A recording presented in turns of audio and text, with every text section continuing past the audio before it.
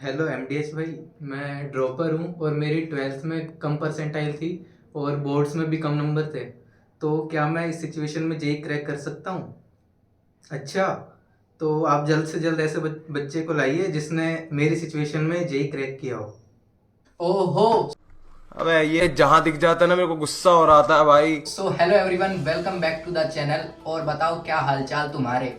जैसा कि तुम सब बच्चे कंटिन्यूसली मुझे मैसेज कर रहे थे कि क्या हम ड्रॉप लेकर भी आईआईटी क्रैक कर सकते हैं, अच्छी परसेंटाइल ला सकते हैं, तो बस मैं चला आया हूँ तुम्हारी ही इस ख्वाहिश को पूरा करने, अपने इस चैनल पर एक ऐसे बंदे को लाने जिसकी जेई मेन फर्स्ट अटेम्प्ट में विद 12 80 परसेंटाइल थी एंड देन उसने ड्रॉप ईयर के बाद क्या फोड़ा है वो तुम अब खुद ही देख पाओगे।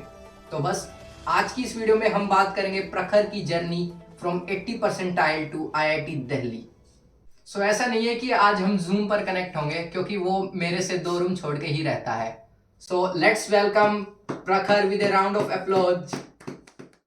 तो प्रखर एक बार बच्चों को अपना शॉर्ट इंट्रो दे दे। तो hi everyone, my name is प्रखर और जेई मेंस 2023 में मेरी 99.23 परसेंटाइल थी एंड जेई एडवांस 2023 में मेरी 2025 रैंक थी एंड अभी मैं आईटी दिल्ली में हूँ एंड केमिकल डिपार्टमेंट से। तो प्रखर तेरी 12th के साथ फर्स्ट अटेम्प्ट में कितनी परसेंटाइल थी? तो 12th के साथ फर्स्ट अटेम्प्ट में मेरी 80 परसेंटाइल थी जेई मेंस में। अच्छा, और फिर सेकंड अटेम्प्ट में?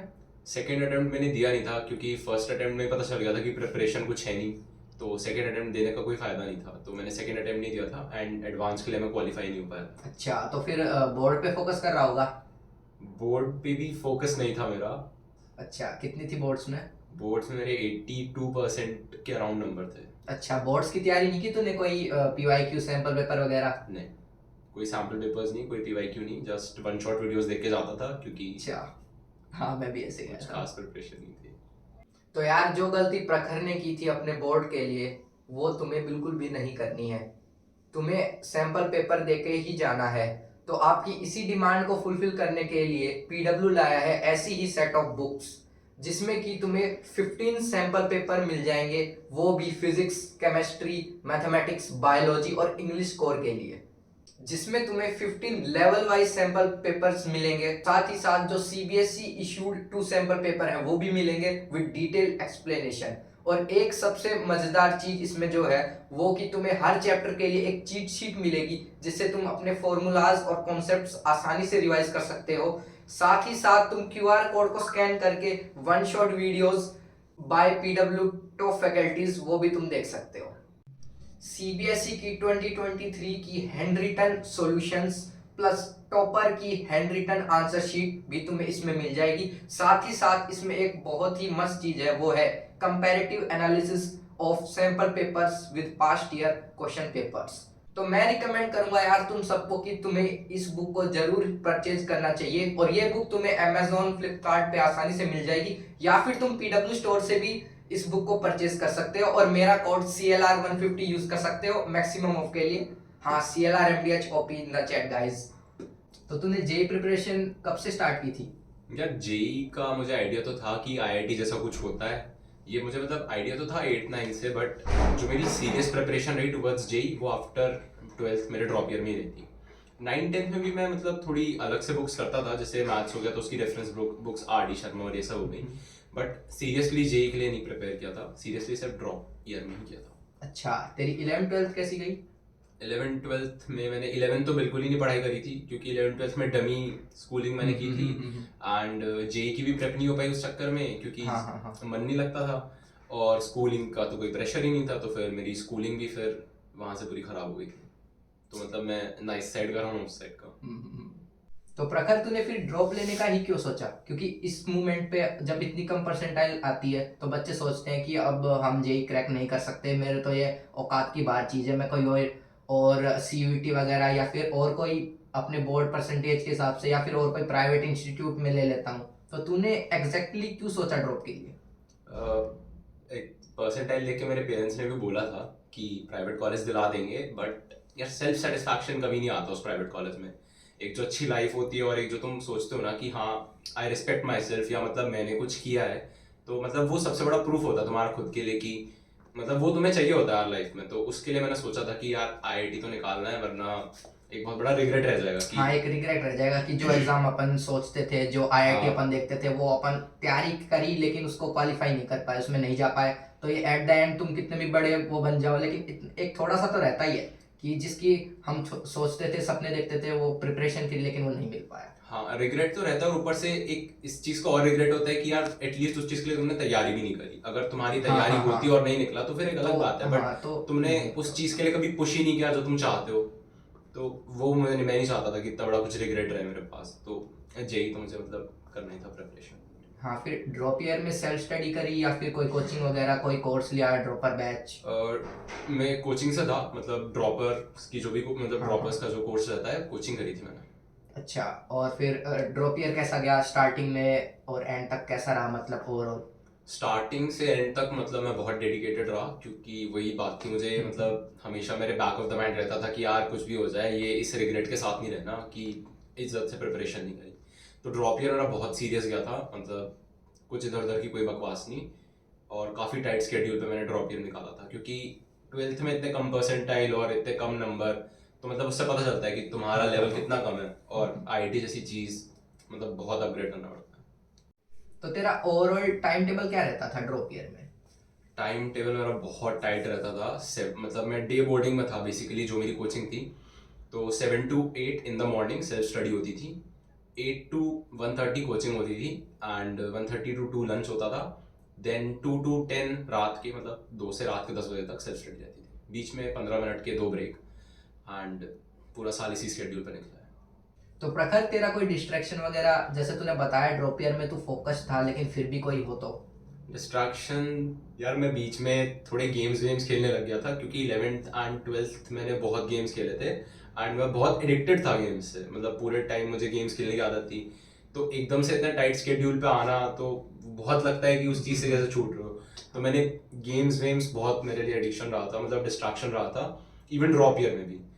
तो उसको कंट्रोल करना वाज अनदर चैलेंज।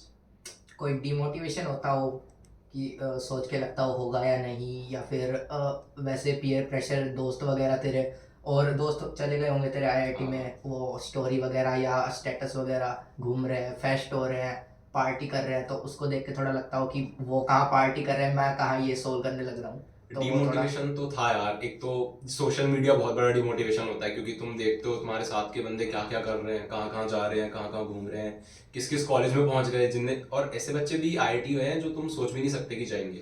तुम्हारे साथ तक इतना एवरेज है, तो वो एक बहुत बड़ा डिमोटिवेशन था कि इतना तुमने खुद को पीछे रख लिया।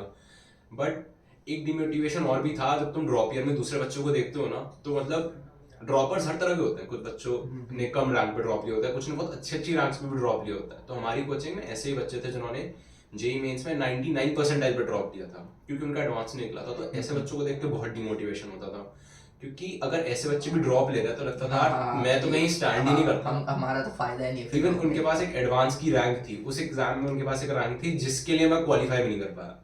तो बहुत ज्यादा डिमोटिवेशन होता था उन्हें देख के। तो कोई पेरेंट के साइड से कोई प्रेशर आओ कि तू ड्रॉप में भी पढ़ रहा है, अगर एक साल तू एक्स्ट्रा ले रहा है, तो पेरेंट कुछ बोलते हो उस? यार पेरेंटल प्रेशर तो था, मतलब अगर पेरेंट्स दिखाते भी नहीं है, हाँ, कभी कभी ऐसा होता है कि पेरेंट्स बोलते नहीं है, बट हम्म। तुम्हें हमेशा पता होता है बैक ऑफ द माइंड कि यार पेरेंट्स की साइड से बहुत ज़्यादा उम्मीदें हैं। तो वो मेरे लिए एक प्रेशर था। वैसे पेरेंट्स इतना मुझे फोर्स नहीं करते थे, बट जब मेरे फर्स्ट मेंस हुआ था, तो जब मैं दे के आया था, तो मैंने मतलब बोला था घर पे कि अच्छा नहीं गया, मेरे थोड़े तुक्के ज़्यादा लगे हैं। तो उस टाइम मतलब काफ़ी सुनाया था मेरे पेरेंट्स ने। तो पेरेंटल प्रेशर मुझे फील नहीं हुआ ज़्यादा, बट था पेरेंटल प्रेशर भी थोड़ा। हाँ, बात करते हैं कि फाइनल मेंस वाले दिन क्या तेरा शेड्यूल था?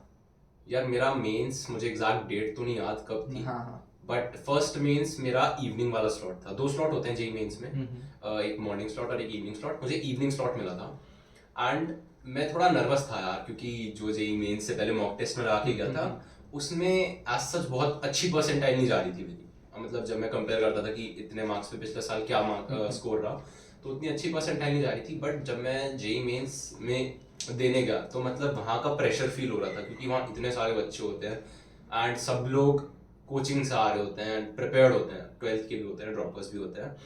तो जेई मेंस वाले दिन तो यार बहुत प्रेशर फील हुआ था। देन अंदर सब कुछ एग्ज़ाम जब हुआ तो एग्ज़ाम दे के मुझे इतना सेटिस्फैक्शन नहीं फील हुआ था, क्योंकि मेरा ऑल दो अच्छा गया था मेरे हिसाब से, बट ऐसे एग्जाम्स में तुम्हारे हिसाब से कैसा गया हाँ हाँ, उससे इतना फर्क नहीं पड़ता ना, क्योंकि सब कॉम्पिटिटिव है। सब बच्चे कॉम्पिटिटिव हैं।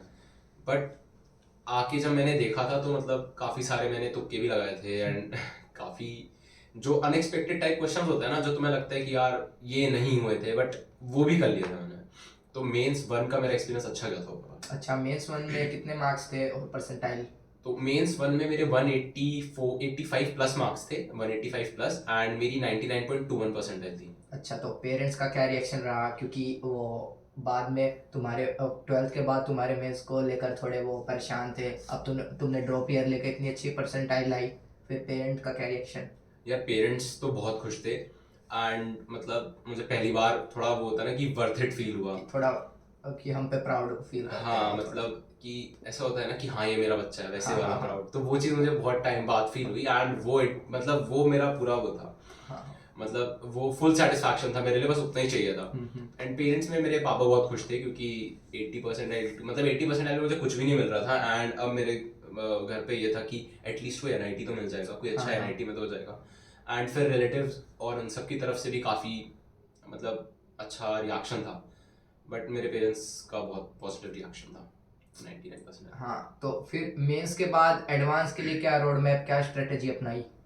यार मेंस के बाद तो सबसे पहले तो जब मैंने एडवांस का मॉक लगाया था, मॉक टेस्ट, तो सब कॉन्फिडेंस जो भी जितना था मेंस में जो परसेंटाइल थी सब उड़ गई थी, क्योंकि एडवांस के मॉक टेस्ट अलग ही लेवल पे होते हैं, और एडवांस खुद ही अलग लेवल का पेपर है। तो मेंस के बाद मैंने फर्स्ट मेंस के बाद सेकंड मेंस पे कोई फोकस नहीं किया था, क्योंकि ठीक ठाक डिसेंट परसेंटाइल बन गई थी, और मेरा स्कोर एनआईटी नहीं था, आईआईटी ही था। तो एडवांस अच्छी एनआईटी स्कोर सिक्योर हो गई, उसके बाद डायरेक्टली एडवांस की प्रिपरेशन पे शिफ्ट हो जाना। हाँ ये था, क्योंकि अब तुम एनआईटी को कितना ही पुश करोगे, तो हाँ। एक आईआईटी के लिए एक अच्छी रैंक का मेरा स्कोर था। तो जो लास्ट के 2 महीने थे उन्होंने बहुत सारे मॉक टेस्ट लगाए थे, एंड मुझे फॉर्मूले में ये रहता था कि फॉर्मूले सब मुझे याद थी, क्योंकि जस्ट मैं जेई मेंस दे के निकला था। बस ये था कि मुझे कॉन्सेप्ट सीखने हैं, किस किस तरह से तुम वो फॉर्मूले अप्लाई होंगे, कहाँ कहाँ तुम किस आइडिया के ऊपर क्वेश्चन बना सकते हो, तुम किसी आइडिया को, किसी लॉजिक को कितना ट्विस्ट कर सकते हो क्वेश्चन बनाने के लिए। तो मोस्टली मैंने मॉक टेस्ट ही लगाए थे, एंड देखा था कि पिछले साल कैसे क्वेश्चंस आ रहे हैं एडवांस में, बस मोस्टली उतना ही था। ऐसा कोई अलग से कोई बुक, बच्चे मेरे को मैसेज करते रहते हैं कि हम ब्लैक बुक कर ले एडवांस के लिए, क्या ब्लैक बुक सही रहेगी? या और कोई, एक तो ये है ना कि मार्केट में बहुत सारी बुक है फॉर जेई मेन एडवांस, तो बच्चे सोचते हैं कि ये तो करनी पड़ेगी, एडवांस लिख रखा है, सब चल रही है, इतनी बिक्री हो रही है, ये तो करनी पड़ेगी। तो फिर वो बताओ, क्या बुक्स सच में एडिशनल जरूरी है क्या एडवांस के लिए? यार एडिशनल बुक्स में एक एरोडोव है और एक ब्लैक बुक है, जिन दो का बहुत ज्यादा क्रेज रहता है बच्चों के बीच में। तो मैंने एरोडोव भी नहीं लगाई, एंड मैंने ब्लैक बुक भी नहीं लगाई, क्योंकि मुझसे लगी नहीं ऑब्वियसली। हाँ हाँ। मतलब एरोडोव मत लगाओ, अगर तुम्हें टाइम वेस्ट नहीं करना है, तो करना है तो लगा लो। और ब्लैक बुक भी मैंने नहीं लगाई थी, मतलब टाइम इतना रहता है, मैंने एक चैप्टर किया था बस क्वाड्रेटिक का, बस फिर छोड़ दिया क्योंकि इतना तो लॉजिक नहीं होता ब्लैक बुक और ये लगाने का। जेई के मॉक पेपर तुम लगाओ, वो बहुत इंपॉर्टेंट होता है कि तुम प्रीवियस ईयर क्वेश्चंस लगाओ, एंड एक क्वेश्चन बैंक ले सकते हो तुम अगर चाहो, हाँ, जिसमें हाँ। सब प्रीवियस ईयर क्वेश्चन। एडिशनली कोई बुक खरीदने की जरूरत नहीं, क्योंकि उसमें फालतू में बहुत टफ क्वेश्चंस होते हैं। इतने टफ क्वेश्चंस जब आने ही नहीं तो क्यों प्रैक्टिस करने। तो एडवांस वाले दिन क्या एक्सपीरियंस रहा? एडवांस वाले दिन, सो एडवांस का सेंटर जहाँ मैं रह रहा था पीजी में, उसके पास ही पड़ा था, मतलब ज़्यादा दूर नहीं था।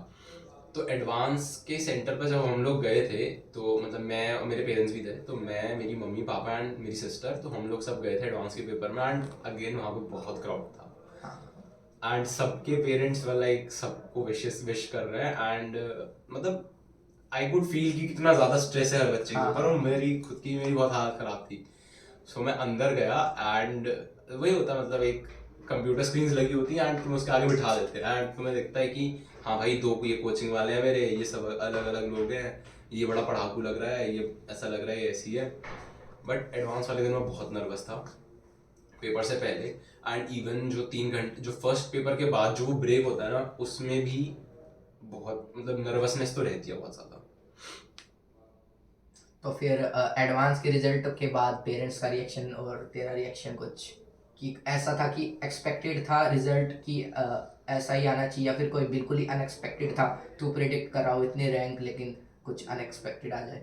यार एडवांस के दिन मतलब काफ़ी रिजल्ट के दिन अनएक्सपेक्टेड तो था, क्योंकि 2 पेपर होते हैं एडवांस में, पेपर 1 एंड पेपर 2, 3 घंटे के स्लॉट में। तो मेरे अकॉर्डिंग मेरा पेपर 2 थोड़ा कम अच्छा गया था पेपर 1 से, मतलब पेपर 2 मेरे लिए तो बेकार ही गया था। बट जब मैंने नंबर चेक किए थे तो मेरे पेपर 2 में ज़्यादा नंबर थे पेपर 1 से, तो वो मेरे लिए बहुत अनएक्सपेक्टेड था और मैं उसके लिए बहुत खुश था, क्योंकि मेरे पेपर 1 में ऑलरेडी काफ़ी अच्छा स्कोर था एंड पेपर 2 में मेरा उससे भी अच्छा स्कोर था। तो मतलब उस पॉइंट पे तो मैं जस्ट पागल हो गया था, मतलब मैं बहुत खुश था।